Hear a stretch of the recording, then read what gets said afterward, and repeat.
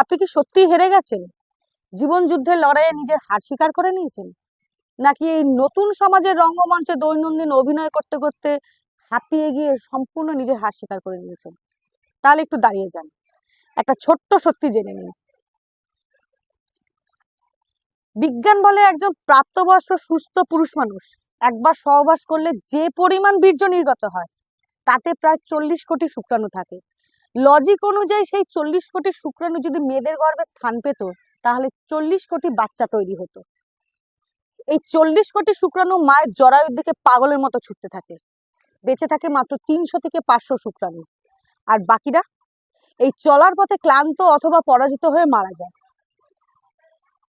এই 300 থেকে 500 শুক্রাণু যেগুলো ডিম্বাণুর কাছ পর্যন্ত যেতে পেরেছে, তাদের মধ্যে একটি মহা শক্তিশালী শুক্রাণু ডিম্বাণুকে ফার্টিলাইজ করে অথবা ডিম্বাণুতে আসন গ্রহণ করে।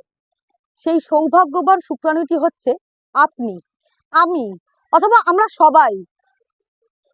কখনো কি এই মহাযুদ্ধের কথা মাথায় এনেছেন? আপনি যখন দৌড়েছিলেন তখন ছিল না আপনার কোনো চোখ, হাত, পা, মাথা, তবু আপনি জিতেছিলেন। আপনি যখন দৌড়েছিলেন তখন ছিল না আপনার কোনো সার্টিফিকেট, কোনো মস্তিষ্ক, তবু আপনিই জিতেছিলেন। আপনি যখন দৌড়েছিলেন তখন ছিল না আপনার কোনো শিক্ষা, তবু আপনিই জিতেছিলেন।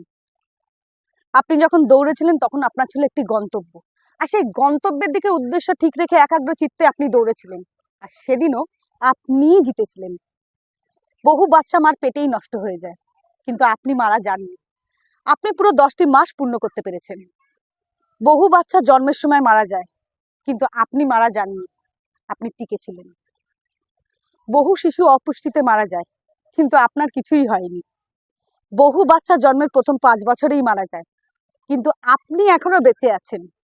বড় হওয়ার পথে অনেকেই দুনিয়া থেকে বিদায় নিয়েছেন, কিন্তু আপনার এখনো কিছুই হয়নি। অথচ আজ কিছু একটা হলেই আপনি ঘাবড়ে যান, নিরাশ হয়ে পড়েন। কেন? কেন আপনি আত্মবিশ্বাস হারিয়ে ফেলছেন?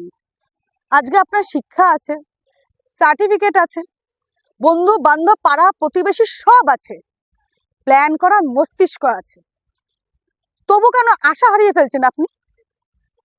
জীবনের প্রথম দিন যখন হার মানেননি, 40 কোটি শুক্রাণুর সাথে মরণপণ যুদ্ধ করে প্রতিযোগিতায় একাই জিতেছেন, তাহলে আজ কেন এত হতাশা? কেন আপনার জীবন থেকে কেউ একজন চলে গেলে আপনি সেটা মেনে নিতে পারেন না?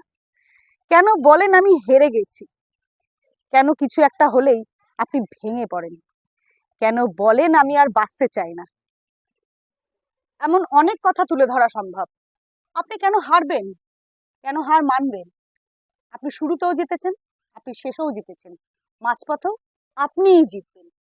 নিজেকে সময় দিন, নিজের মনকে জিজ্ঞাসা করুন কি প্রতিভা আছে আপনার।